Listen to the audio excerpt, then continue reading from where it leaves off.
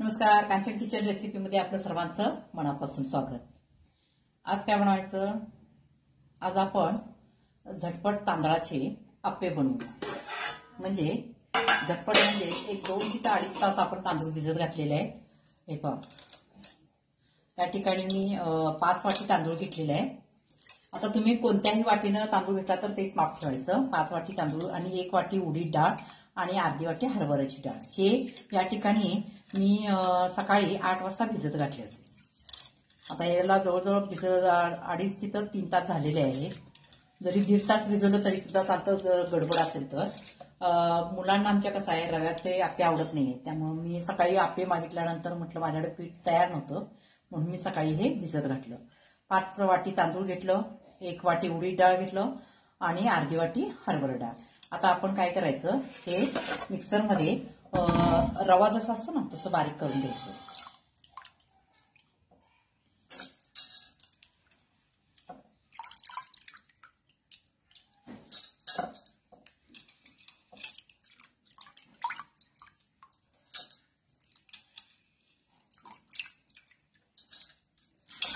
पाणी घालून बारीक करून घ्यायचं। त्यासाठी मी या ठिकाणी 1 वाटी दही घेतलेलं आहे। दही थोडंसं आंबट हवं आहे, कारण आपलं हे पीठ भिजवलेलं नाही आहे, झटपट करालोय आपण, त्यामुळं दह्याचं प्रमाण थोडं जास्तच पाहिजे। मी या ठिकाणी निम्मी वाटी याच्यामध्ये घालते, पुन्हा ते बारीक करताना त्याच्यामध्ये घालून।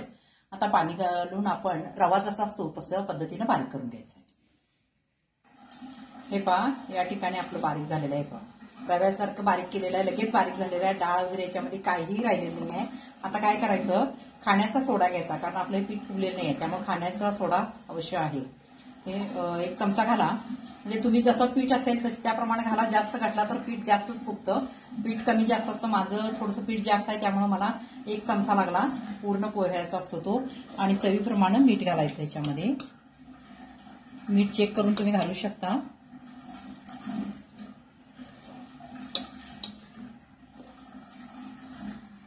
आता हे चांगलं हलवून आपण 10 मिनिटं पीठ असंच ठेवायचं।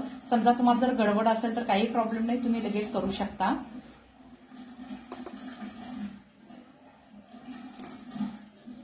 पीठ खूप छान झाले। हे झाकून ठेवूया, 10 मिनिटांनी आपण मग करायला घेऊया।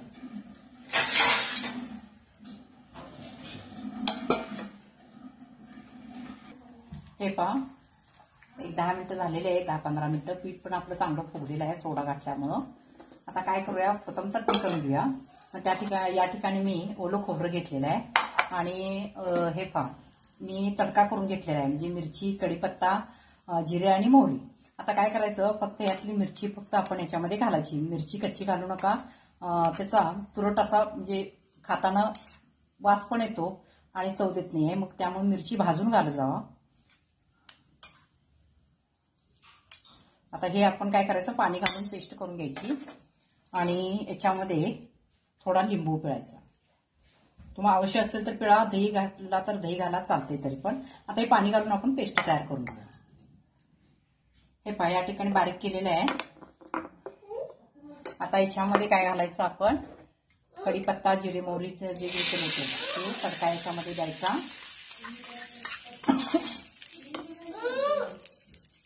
आणि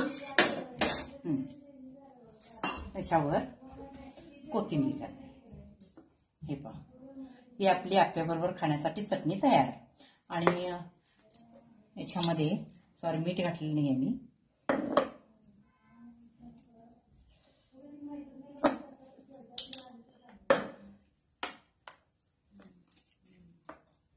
ही आपली आप्याबरोबर खायला चटणी तयार झालेली आहे। हे पहा, आता काय करूया, आपण आप्पे करून घेऊया। हे पहा, या ठिकाणी आप्याचा तवा ठेवलेला आहे, गॅस चालू केलेला आहे। आता याच्यामध्ये काय करायचं, तेल घालायचं।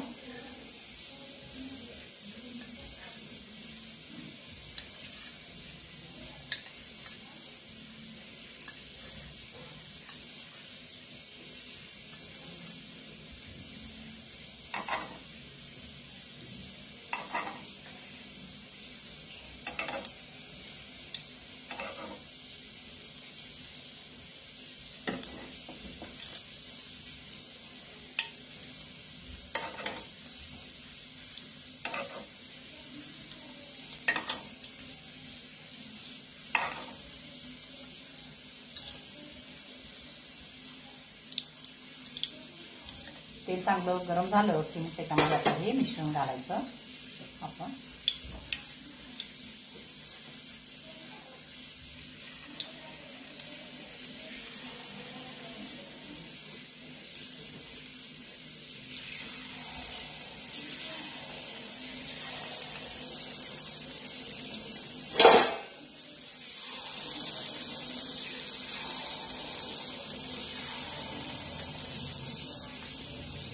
गॅस मिडियम केलेला आहे मी.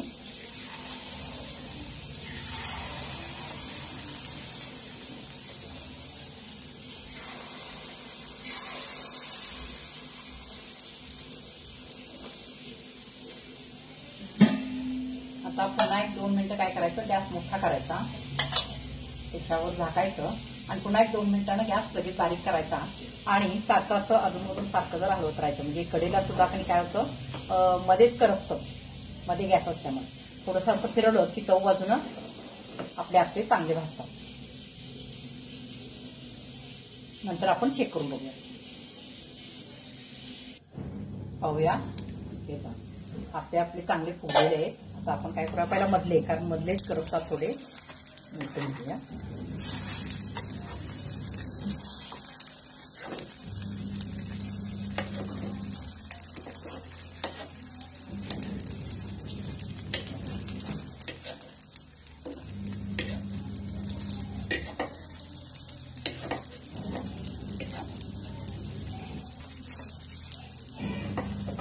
गॅस थोडा मोठा करायचा, कारण पुन्हा आपण पलटलेलं आहे ते चांगलं भाजतं.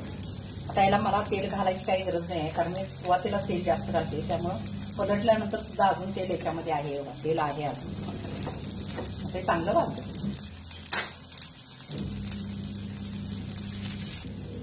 हे पहा आपले आप्पे चांगले भाजलेले आहेत, ते पण चांगले भाजलेले आहेत. आता काढून घ्या.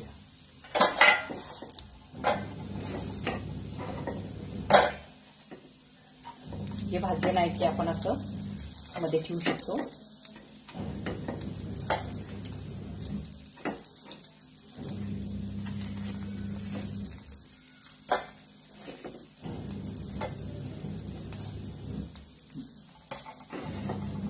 हे अजून थोडेसे मला कच्चे वाटतात म्हणून मी असं मध्ये ठेवले, कारण मध्ये गॅस असतो चालू असतो त्यामुळे चांगले भाजतात. आता अशा पद्धतीने आपण सगळ्यात आप्पे करून घेऊया. हे पहा आपले आप्पे पण झालेले आहेत. हे पहा, आणि आता काय करा, मी या गॅसवर ठेवलेले आप्प्याला, आणि इकडे तुम्हाला मी त्याचा डोसा सुद्धा करून दाखवते. त्याच पिठाचा डोसा सुद्धा खूप छान होतो.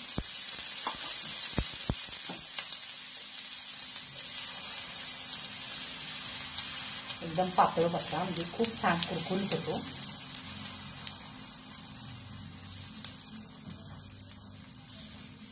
त्याच्यावर लगेच तेल सोडायचं.